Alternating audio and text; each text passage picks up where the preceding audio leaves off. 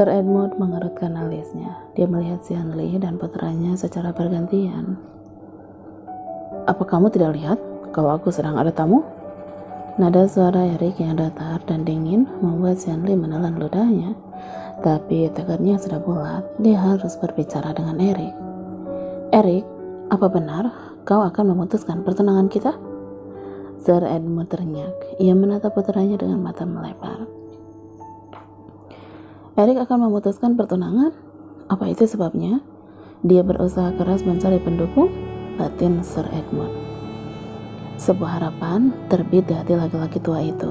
Selama lebih dari 1 dekade, ia terpaksa hanya menjadi penonton dan membiarkan mantan istrinya menguasai perusahaan yang dibangun ayahnya. Dia tahu apa yang dilakukan istrinya selama ini terhadap putranya, tapi dia tidak ada daya untuk membantu anak sulungnya itu karena Erik masih membencinya dan tidak percaya kepadanya. Seperti yang kau dengar dari Miranda, Xianli terhenyak. Tersentak matanya membola mendengar perkataan Erik. Kenapa? Apa kamu pikir aku tidak tahu kalau selama ini Miranda adalah mata-mata ayahmu? Terbesit senyum terurai di bibir Sir Edmund. Ia memandang bangga putranya. Ternyata pemikirannya selama ini salah. Putranya lebih mirip dengan ayahnya. Kenali sahabatmu, dekati musuhmu. Itulah prinsip Erik Jenkins senior, kakek dari Erik, putranya. Erik itu tidak... Xianli, aku sedang mengambil keputusanku. Siapapun termasuk ibuku tidak akan bisa mengubahnya. Pergilah, aku sibuk, ujar Erik dan mengusir wanita itu. Xianli mengeratkan giginya. Sudah lebih dari 10 tahun dia mencintai laki-laki itu, dan selama 4 tahun terakhir dia berusaha keras untuk mencari tunangan Erik dan mempertahankan statusnya itu. Dia tidak akan membiarkan semua jerih payahnya berakhir begitu saja hanya karena seorang Rihanna. Erik, aku mau tanya sama kamu, apa kamu tahu siapa Rihanna? Siapa orang tuanya? Dan dari mana asalnya? Erik mendesah. Dia membetulkan jasnya dan menatap ke depan. Dari ekspresinya jelas dia tidak tertarik untuk menjawab atau mendengar perkataan wanita itu. Erik, lihat, kamu bahkan tidak bisa menjawab kan? Apa dalam berumah tangga cinta saja sudah cukup? Apa kamu tidak takut kalau ternyata Rihanna itu memiliki masa lalu gelap atau latar belakangnya ternyata tidak sebanding denganmu? Cecar Xianli dengan air mata yang terus mengalir. Aku tidak peduli siapa Ana. Yang aku tahu, dia adalah satu-satunya wanita yang aku cintai dan akan selamanya seperti itu, sahut Erik enteng.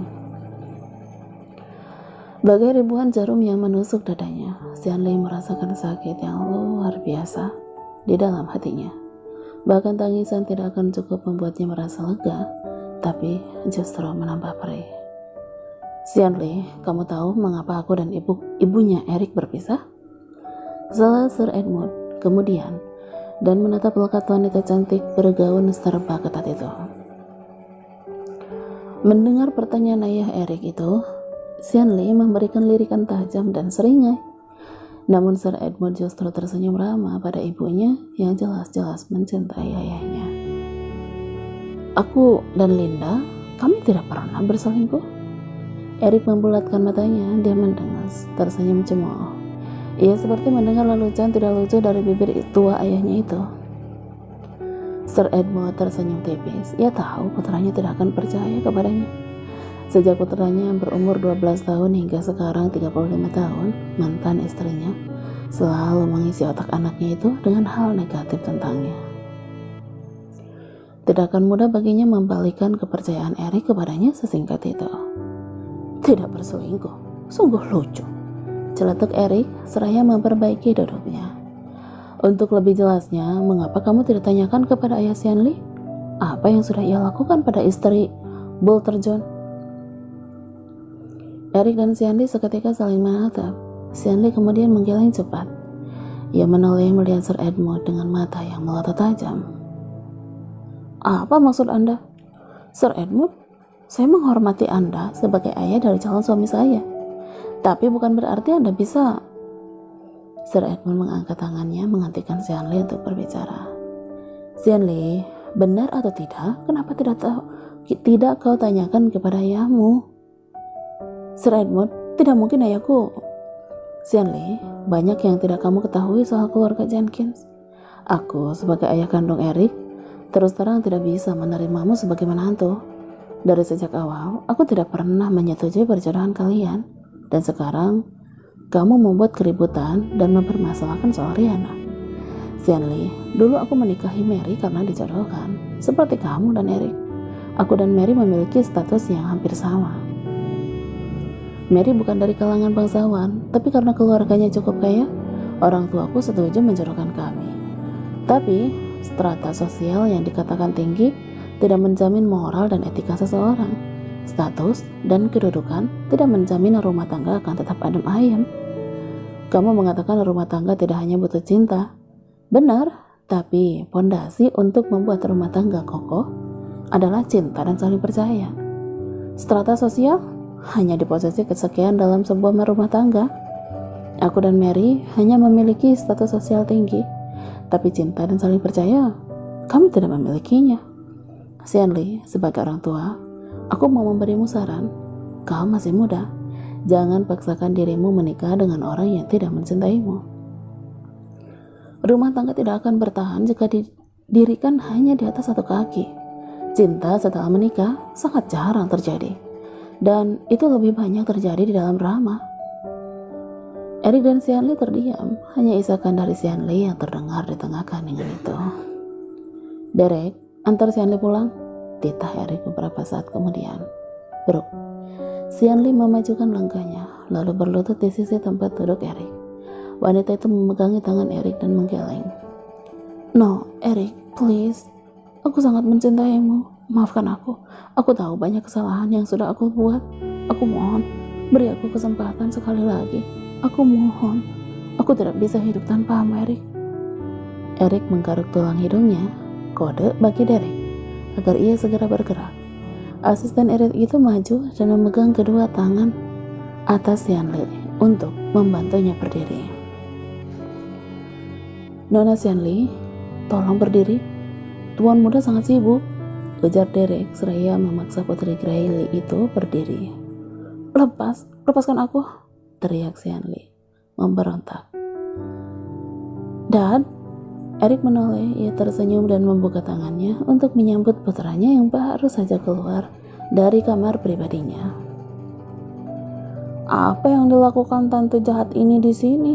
Tanya bocah itu dengan suara serak dan mengecek matanya berjalan menuju sang ayah. Kamu? Dasar kamu anak setan, semua ini karena kamu, bocah tengik sialan, anak pelacur. Pekik Xianli dengan wajah pengis melihat Evan. Mendengar umpatan Xianli dan wajah shock Evan, Eric tidak dapat menahan marahnya. Demikian pula Sir Edmund. Kedua laki-laki yang berwajah sama namun berbeda usia itu segera berdiri. Eric melangkah lebar mendekati Xianli yang masih mengaum seperti orang gila pada putranya. Plak, berani sekali kau menghina anakku, geram Eric. Xianli yang mendapat tamparan dari Eric hingga wajahnya berpaling, perlahan memutar kepalanya. Dia mendengus melihat kemarahan di wajah laki-laki itu. Kenapa? Itu faktanya, bukan? Rihanna itu hanya pelacur, berebut laki orang, dan anaknya juga sama liarnya. Pembohong. Ibuku orang baik, kau pembohong, dasar tante jahat, bekik Evan. Tangisan Evan seketika memenuhi ruangan. Xianli menyungging senyum melihat reaksi bocah itu. Melihat apa yang Xianli lakukan, kemarahan Eric kian membuncah. Derek, seret perempuan ini keluar sekarang, mulai hari ini dan seterusnya. Xianli dilarang datang ke Doreal, titah Eric dengan deru napas cepat. Eric, jangan lupa, ayahku pemegang saham terbesar di perusahaanmu. Kau tidak punya hak untuk melarangku datang kemari, debat Xianli. Diam, sentak Derek sambil terus memegang kedua tangan Xianli. Sir Edmund yang sedang mendekap dan menenangkan cucunya menggendong bocah itu dan mendekati Stanley. "Ini adalah perusahaan The Royal milik keluarga Jenkins, bukan Lee," sarkas Sir Edmund. "Itu hanya sejarah." Sir Edmund tersenyum, lalu memberikan cucunya itu kepada Eric dan mendekati Stanley. "Beritahu ayahmu, Eric Francisco Jenkins bukan hanya CEO, tapi dia adalah penerus sah The Royal. Aku, Edmund Franz Jenkins, akan memastikan itu." Sir Edmund melihat asisten Eric dan memberinya kode untuk membawa Stanley keluar. "Eric, Edmund, kalian akan membayar ini. Aku tidak akan membiarkan kalian begitu saja," pekik Stanley. Prak.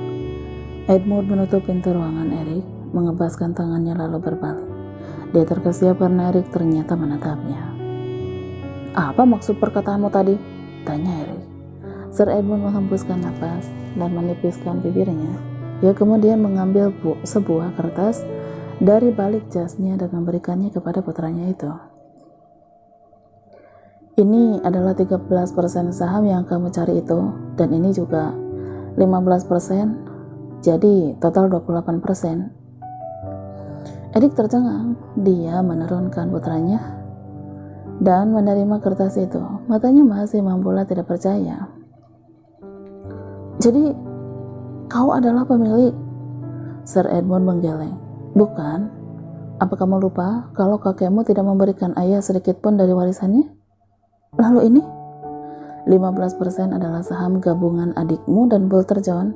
Lalu 13% ini adalah saham Iwan Santosa, ayah kandung Riana."